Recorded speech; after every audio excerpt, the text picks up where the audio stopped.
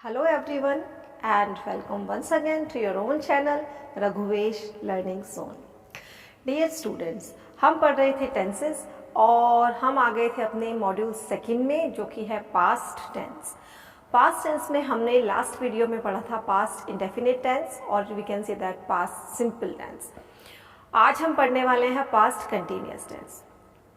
तो before we start students, I must tell you और I must remind you कि हम पढ़ चुके हैं प्रेजेंट कंटिन्यूअस टेंस। आप सब प्रेजेंट कंटिन्यूअस टेंस पढ़ चुके हैं और आज हम पढ़ने वाले हैं पास्ट कंटिन्यूअस टेंस। तो कंटिन्यूअस मतलब होता है वर्ब में आईएनजी, ये मैंने आपको पहले भी बताया था। तो वर्ब के अंदर आईएनजी तब भी लगता था जब प्रेजेंट में पढ़ रहे थे हम, और वर्ब में आईएनजी अब भी लगेगा जब हम पास्ट पढ़ेंगे। फर्क क्या है? फर्क है सिर्फ टाइम का। तब जो काम था वो हो रहा है ऐसे आता था, अब जो आएगा वो हो रहा था से आएगा। तो सिर्फ टाइम का डिफरेंसेस हैं। तो डिफरेंस टाइम में होने के कारण हेल्पिंग वर्ब चेंज हो जाएगी। इज मानी है, एम यानी हूँ, आर मानी है। तो इज एम आर तो लगता था वर्ब में आईएनजी के साथ प्रेजेंट कंटिन्यूअस टेंस में, और वाज मानी था और वर्ब मानी थे, तो ये लगेगा वर्ब में आईएनजी के साथ पास्ट कंटिन्यूअस टेंस में। So dear students, very simple tense, बहुत ही इजी, बहुत ही शॉर्ट टेंस है और बहुत ही एक ही टिप्स में, एक ही ट्रिक में आप समझ जाएंगे इसको। तो मैं अगर आपको एक ही लाइन में समझाऊं तो बच्चों सिर्फ इतना करना है, वाज सब्जेक्ट के बाद वाज वर्ब लगा दो और वर्ब में आईएनजी टेंस खत्म। चलिए एक बार डिटेल से पढ़ लेते हैं। Let's begin. तो बच्चों सबसे पहले बात आती है आइडेंटिफिकेशन की। आइडेंटिफिकेशन की जैसे कि हम सबसे पहले आइडेंटिफिकेशन पढ़ते हैं, तो मैं आपको बता दूं इस टेंस को आइडेंटिफाई करते हैं रहा था, रही थी, रहे थे आदि शब्दों के साथ में।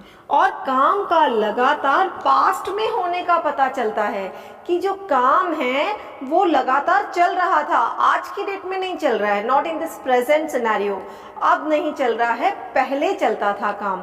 तो पहले जो काम लगातार चल रहा होता है उसे पास्ट कंटिन्यूअस टेंस का वाक्य कहेंगे।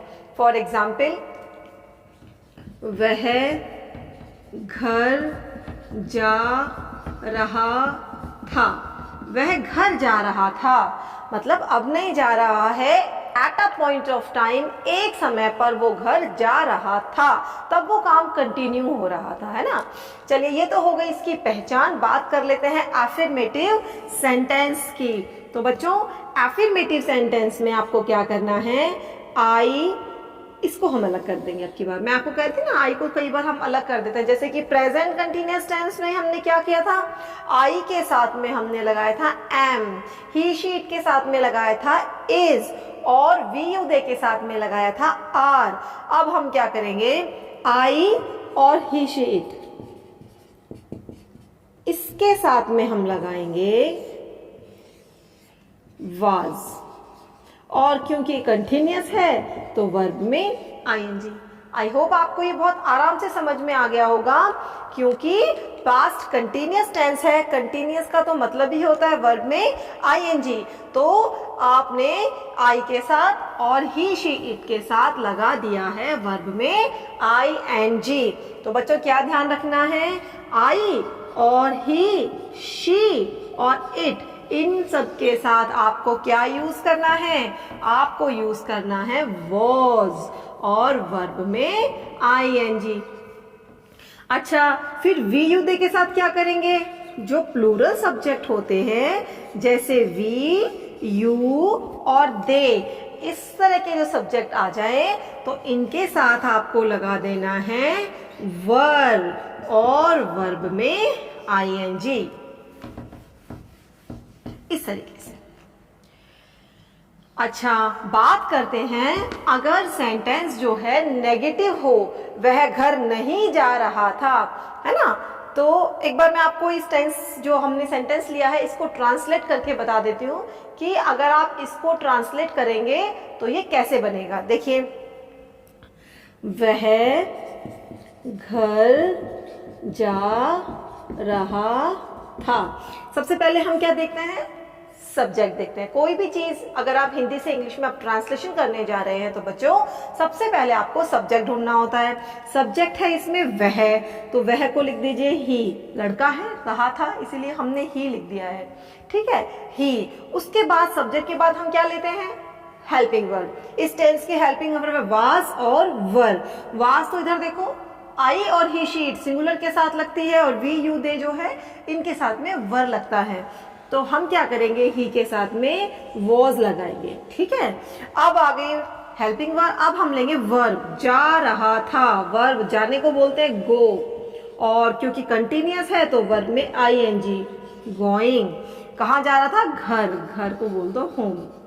He was going home. I hope you get this. आगे देखिए, अगर नहीं वाला वाक्य आ जाए जिसमें कोई आई हो या फिर ही शी जैसा सिंगुलर सब्जेक्ट हो, तो सब्जेक्ट के बाद आपको पता है वॉज लगाते हैं। अगर नेगेटिव है तो वॉज नॉट लगा देंगे और वही वापस से वर्ब में आईएनजी। कुछ नहीं करना है, बस नॉट हमने और ऐड कर दिया। नॉट हमने लगा दिया है कि वाज जो हम लगा रहे थे उसके अलावा वर्ब में आईएनजी, तो इस तरीके से हो जाएगा। आगे देखेंगे, अब अगर प्लूरल सब्जेक्ट होते हैं, वी यू दे वगैरह आ जाए तो कुछ नहीं करना, पहले सब्जेक्ट लिख लीजिए आप अपना, उसके बाद हेल्पिंग वर्ब है वर, तो वर के साथ लग जाएगा, नहीं को बोलते हैं नॉट, तो वर नॉट हो जाएगा। वापस से वही कंटिन्यूअस है तो वर्ब में आई एन जी। बात करेंगे अगर हमारे पास क्वेश्चन आ जाता है, इंटेरोगेटिव सेंटेंस आ जाएगा, तो हम उसे कैसे कन्वर्ट करेंगे।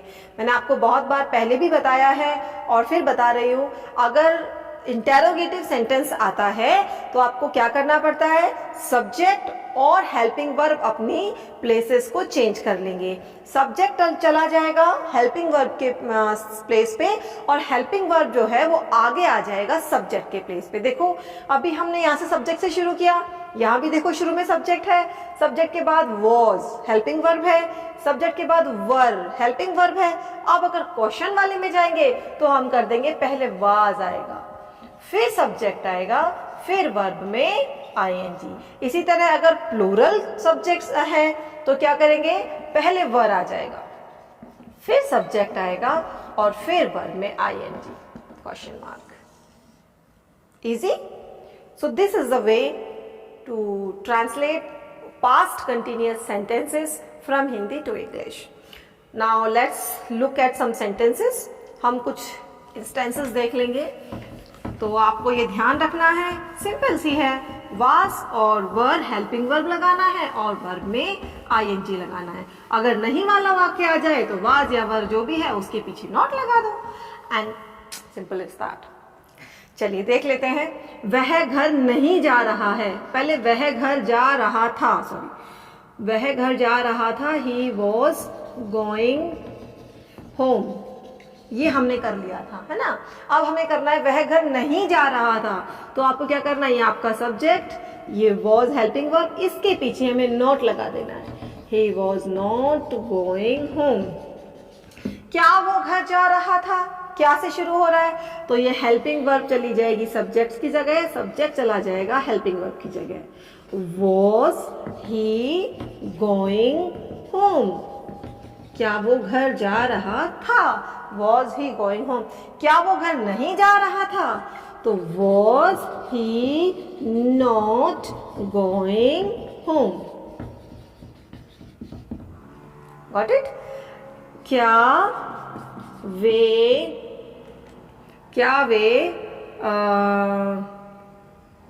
गाना गा रहे थे,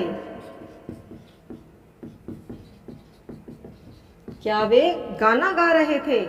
ट्रांसलेट करेंगे, क्या वे सब्जेक्ट है, दे रहे थे पास्ट कंटिन्यूअस है तो वाज वर पहले आ जाएगा, वर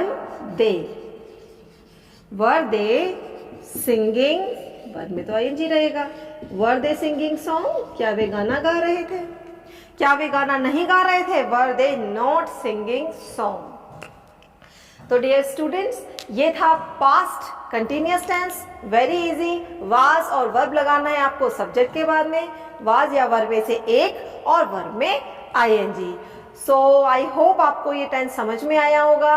और नहीं आया है, जैसे कि मैं हमेशा कहती हूँ, rewind the video, pause it and watch it once again. Thank you for watching this video. Keep studying and keep smiling. Till then, bye bye.